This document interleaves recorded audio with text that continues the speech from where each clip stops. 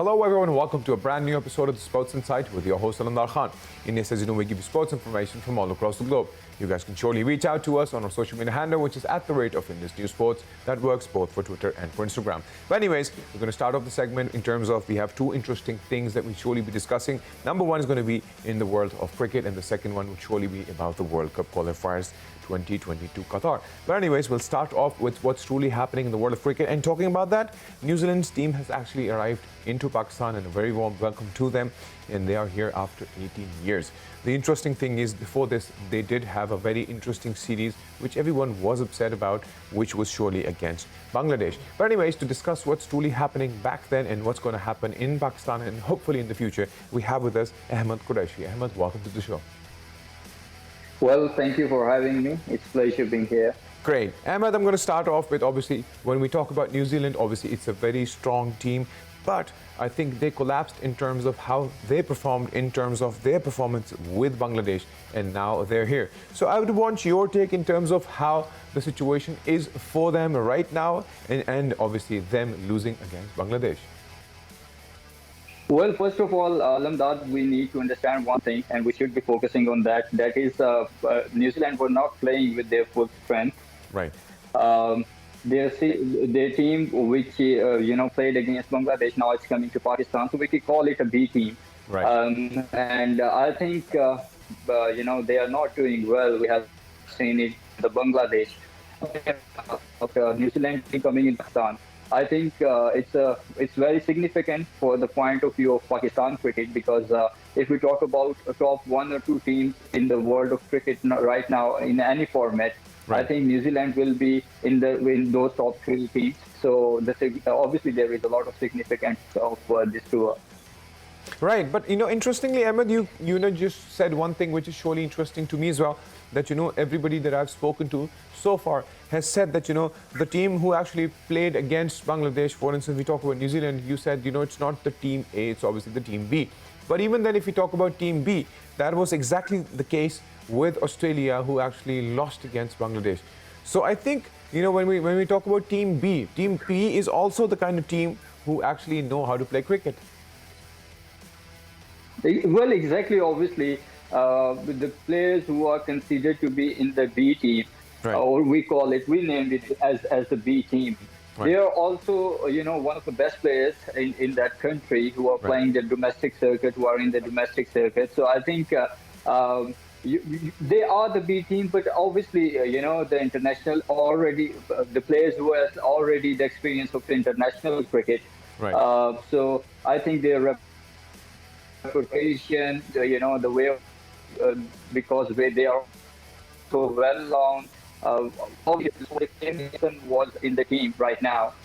Right. It would be different. But Ahmed, you're absolutely right. Well, there are so many other players. But my question is obviously the same. In terms of exposure, if we look into when was the last time New Zealand actually went out of their entire perspective, I think the last tour that they actually did, obviously they were inviting a lot of countries. We also went to New Zealand, and obviously their main players were playing. The last that I remember, or where they started, was from England, and obviously after that we're seeing them, but obviously not the main players are not playing, which obviously a lot of New Zealand officials are upset about. But yet again, our perspective in terms of welcoming them into Pakistan, obviously it's definitely a big deal. But I'm surely looking, and I think we all are looking for an interesting a tour of New Zealand to Pakistan. Yeah, exactly. Well, from everybody is excited, cricketers, media, from a common man to everyone, because we all know very well that as New Zealand came here, so right, the impact would be different than the other teams. No disrespect to any other team, but when the top team in the world especially when they are, one of the best team in all the three formats, when they will come to Pakistan, obviously the impact would be different. Right. And if we talk, I'd surely want to have more of your say in terms of how they performed against Bangladesh. In my opinion, right now, one of the strongest teams coming out so far and getting ready for the T20 World Cup is surely Bangladesh. Well, Alamdar, if we talk about T20, it's the shortest format, and you can't predict anything that this thing is going to be the constant. Right. One bad ball can change the game. A good hit can change the game. A drop catch can change the game. Right. Everything is possible in this format of cricket. Right. So I think it's unpredictable. We cannot take made any team, either it's Afghanistan or Bangladesh or whichever, because every team will come with the best of their talent. I think absolutely, I surely agree. But Ahmed, as we see, because we know you're saying that it's definitely the shortest format, but that's a form of cricket. So when we talk about the situation itself, the numbers actually are speaking for themselves. If I look into the situation, how Bangladesh managed to win against Australia was also a tricky business, but they managed to do so. And I think they are absolutely in the right direction. And the T20 World Cup, where it's heading now, is surely pretty much going to be the same situation and scenarios in terms of the outfield. Well, exactly, as we have seen a lot of times before, that the conditions in the UAE are quite similar than the conditions in the subcontinent. The tracks are usually batting tracks. So it's going to be, two things are going to make a lot of impact. Number one is batting, and the number two is spinners. I think the team which will go with more spinners, that would create more impact, because we have seen that the tracks in the UAE are very supportive for spinners as well as for the batsmen. Right. And I think in terms of, talking about Pakistan being ready, obviously now we have New Zealand on our soil, and surely we want to give them the best of performance and obviously the best of hospitality. So how interesting do you see this entire series is going to be between Pakistan and New Zealand? Well, obviously, already, there is a lot of excitement before the series. Everybody's, there is a gaga going on about this series everywhere in the whole the country. Right. So I think it's going to be very impactful. As I said earlier, the second thing is the excitement is more because it's one of the top team in the world right now in all the formats. And I think everybody is excited, from a common man to our media, cricketers, government, or each and everyone is excited for this series. Right. So I think it's going to be interesting, and let's see how our team will be able to perform. Right. And Ahmed, I would also want to have a bit of your say in terms of, obviously, Pakistan also announced their squad in terms of, them going to the WT20 World Cup. Just an overview on how did you see that developing, and do you still think, because we still have that one issue in our team in terms of the collapse part, in the initial format, we try to put in our best, but, in the middle order, if we collapse, we collapse. So do you think we're actually going to rectify those issues? Well, Alamdar, this is the only question which is asked being most nowadays. Right. That what is how I see this squad for the T20 World Cup. Well, there are a lot of question marks on the selection, because the players who were unable to perform in the past, they came back in the team without any extraordinary performance. They were unable to perform well. If I talk about Asif Ali, or if I talk about so many other players, right? It seems that there was no hand of chief selector in this selection, but the selection came from someone somewhere else, and we all know very well from where it came. But I think with this kind of squad, it's going to be very difficult for us to play against one of the best teams. As I saw all the other teams, they just selected the best of their talent.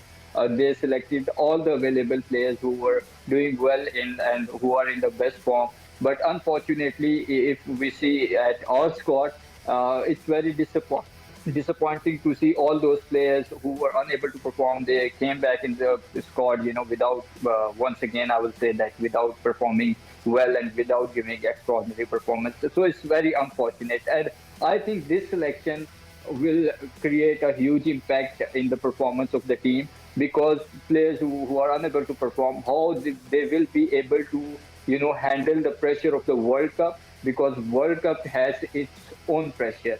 So let's see what will happen, but what else we can do then rather than supporting our team. Absolutely. Ahmed, I would also want to have a bit of your say in terms of for instance, that you just mentioned that, there were many more individuals that probably you think, or maybe a lot of people out there, because, there was a lot of turmoil in terms of, the Twitter itself.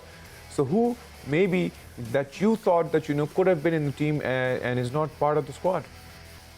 Well, Alamdar, to be honest, there are a lot of players who should be in the team. If we talk about from openers, Shahil Khan would have been in the team, Pakesh would have been in the team. These are the players who are the impact players. Right. As I talked earlier, that the T20 cricket is the shortest format. Right. And in this format, you only need impact players. You can't go with players who believe in rotation of strike. Right. And there are a lot of players who should have been in the team, but they are not. Especially, I would like to talk about Shoaib Malik, because we all know that our middle order was struggling a lot, and we all need him. But this is unfortunate that he is not in the squad. So yeah. Right. Anyways, I think, Ahmed, we surely eventually, or we all love the team as well. But thank you so very much for being a part of the show and discussing the in-depth analysis on the world of cricket with us. So that was the in-depth analysis from Ahmed Qureshi, and obviously he did mention interesting things. But anyways, the New Zealand versus Pakistan is surely about to begin. It's surely going to be interesting, and we'll definitely keep you guys posted about it. Anyways, what we'll do is we'll take a quick break, and once we get back from the break, there is more coming in discussing the world of football Qatar 2022. See you guys after the break.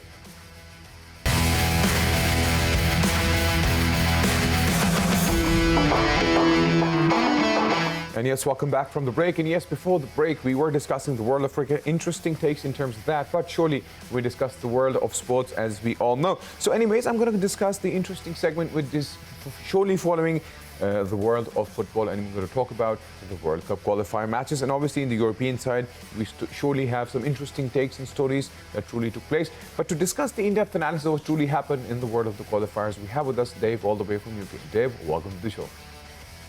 Yeah, nice to be here.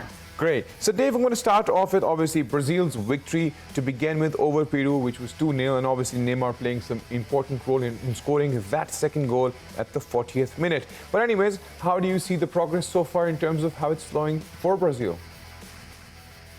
Yeah, I mean, Brazil always the hot favourites, aren't they? And they've won 8 matches out of 8 this time. I think they've got obviously a storied history, but that's the first time they've won their first 8 matches. So going very well for Brazil. They've scored 19 goals in that time, conceded just twice. And as you said, Neymar was on target again. He's now got 6 goals in World Cup qualifying. So he's the main man, and it was just another routine win, 2-0 over Peru. So all looking good for Brazil. Well, we're surely hoping, but I still remember looking back into one of the World Cups, and I'm sure that was surely one upsetting part in terms of how Brazil could not perform the way they should. But I think they've put in their best, and as you said, that the journey that they're heading in, and obviously in terms of having Neymar's shadow around, I think they surely are looking and definitely have their eyes on the cup. Yeah, I think so. I mean, we've seen in the past some Brazil sides have not qualified too well and then come alive in the tournament, but this one seems to be have hit the ground running from the start. 8 wins out of 8. I mean, there's a long way to go still. We're not even halfway through the South American qualifiers, but you can't ask for more than that. And they've got a healthy lead at the top. And even though there's been disruptions because of COVID and they've had players missing, there's still so much talent in that Brazil squad that they can just keep churning out these victories.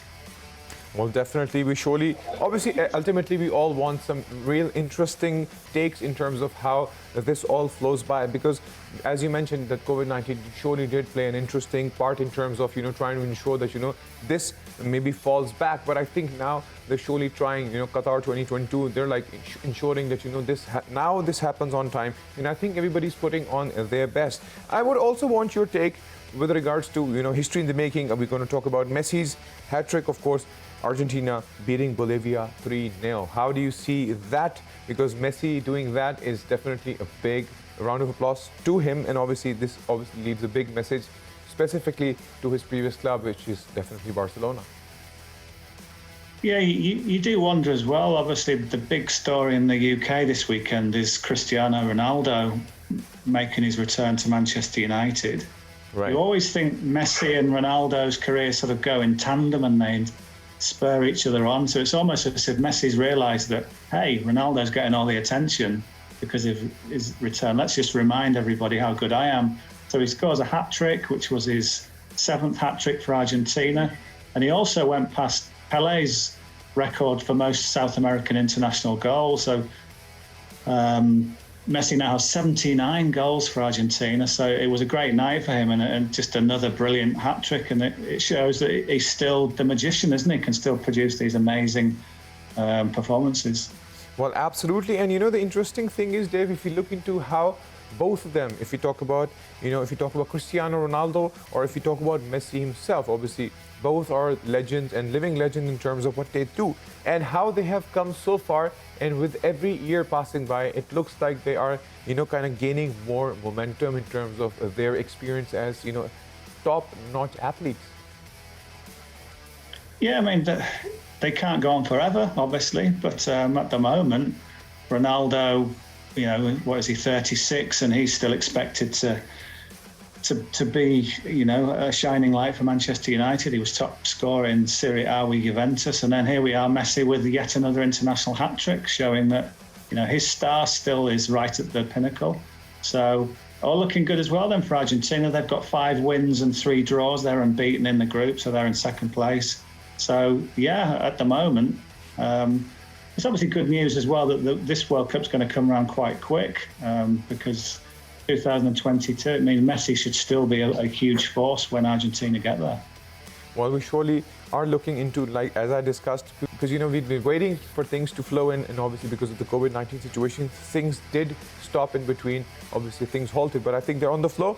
Talking about Cristiano Ronaldo, if we look into even the group section in terms of Portugal, they currently still are on the top in their group. But when we talk about, Portugal itself, as we discussed, Cristiano Ronaldo, I think he has put in his level best to get, there somehow or the other and managed to, get that World Cup seed, maybe some big name in terms of that. But always, he's probably the individual who's actually been caught whenever he's trying to put that effort. Yeah, we saw that game against the Republic of Ireland when they were 1-0 down, and that was going to be a big shock result. And, who did they turn to in their moment of crisis? Cristiano Ronaldo scored 2 goals, broke the all-time international scoring record. He's just amazing, isn't he? He just doesn't ever stop. So whether it be the first minute, the 50th minute, the 90th minute, he's always that goal threat. So it's great to see. I mean, what a great sort of week again for, if you're fans of Messi and Ronaldo, you've had another great week watching them. Absolutely. And, I would also want your take on this third match that I want to talk about, which is obviously Colombia beating Chile 3-1 in the qualifiers. So how do you see that further? They're progressing, and let's hope that, the progress go a long way. Yeah, Colombia, obviously we've seen them in the last 2 World Cups. They did well in 2018. They got to the quarterfinals. They got to the last 16 in 2014. So they played some good football, and I think neutral fans will hope they get there. At the moment, they're only in 5th place in the qualifying group. Only the top 4 go through. So as it stands, they would go into a playoff. But it was a good result the other night, 3-1 against Chile. Ecuador, who are their nearest rivals, they lost to Uruguay. Right. So Colombia now on the same points as Ecuador. So, as I said earlier, we're less than halfway through. We've only had 8 of the 18 matches, so plenty of time for Colombia to still come through. And I'd like to see them now. I always enjoy watching Colombia at World Cups. They've still got Radamel Falcao in their ranks, bit of a legend. And hopefully it'd be good to see them there. But that was a big result for them against Chile, a good 3-1 win. Well, absolutely. And, I would also want to discuss a bit about the table. Surely want to talk about, when we look into the tables, if we talk about the Group A, obviously, as discussed, is Portugal on top. And we know when we talk about Group B, the top is obviously Spain for now, followed up by Sweden, Greece. So how do you see Spanish performance so far? Because, we all want them to be there where they're supposed to be. Yeah, Spain, they can throw in the odd strange result, but and maybe at the Euros they were a little bit unlucky to lose to Italy. But Spain are still one of the big world forces in football, and I expect them to come through this qualifying group. In the end, there might be a little bit of a bump on the way, but I would expect their quality to come through and get them to Qatar in 2022. Absolutely. I would also want your take in terms of, when we talk about the Group C, Italy's on top, and I think the followed up by Switzerland. Obviously, Switzerland did perform super well when we talk about the Euro 2020, but how do you see this development so far in terms of their performance? Because obviously, if you talk about Italy, we all know how they are flowing in so far, but I think Switzerland also are putting their level best. Yeah, I mean, Italy, they just never lose, do they? They just keep on winning matches, and they've got so much confidence. But yeah, with Switzerland, we really saw a good side to them in the Euros, because previously they were a team that might get out of the group and then go out straight away in the knockout phase, but they did better than that, and they've got some really nice young players, Switzerland. So another team I would expect to get to the World Cup and maybe perform quite well if they get there as well. Well, absolutely. Interestingly, if you look into Switzerland's performance, sometimes when I watch these matches and they come up to a point where you actually start having this hope from some, specifically when we talk about some underdogs out there. But because, sometimes it's always a matter of a click, how things change for them. So I think they surely have an odd in terms of their performance. And I think they would have learned a lot of lessons from the Euros. Yeah, I think they learned lessons from the Euros, but I think the big thing was the confidence that they gained, because they were this team that maybe on the middle ranking, and that was their level, and could they ever progress? But because they did, I think they've got a set of players now who will go into tournaments a lot more confident than they used to be. And yeah, they're the kind of team with enough quality to make an impact. Well, and I would surely jump into a quick word from you in terms of the Group D and Group E. France obviously is on the top in the Group D, followed up by Ukraine. And when we talk about Group E, we have Belgium followed up by Czech Republic. So how do you see both of these groups following up so far? Yeah, I think the two favourites would prevail. France should be okay. Belgium are always a brilliant team in qualifying. They just score loads and loads of goals. I think the interesting one in that group is whether Wales can get past the Czech Republic. Wales missed a good chance to get into second place, but they're now level with the Czechs and have a game in hand. So we've seen Wales get to Euros and do well, but the big thing for the Welsh is to try and get to a World Cup for the first time since 1958. So Gareth Bale will be desperate to get there for the first time. So Belgium should win that group easily, but the interesting battle is for second place. Well, we're surely looking forward for that to happen. Well, thank you very much, Dave, for being a part of the show and discussing the in-depth analysis. Thanks very much. So that was Dave. He talked about the situation. We surely discussed three major matches. That was, the first one was obviously Brazil's victory over Peru, which was 2-0. Obviously followed up by Messi's, hat trick, obviously, and in making sure that Argentina beats Bolivia 3-0, followed up by Colombia's beating Chile 3-1 for the World Cup qualifier 2022 Qatar. So we're looking forward for how things flow by. And anyways, in terms of what truly happens in the world of football, we'll surely keep you guys posted. If you guys want to reach out to us, you can on our social media handle, which is @Indus News Sports. That works both for Twitter and for Instagram. Till then, take good care of yourselves, and bye-bye.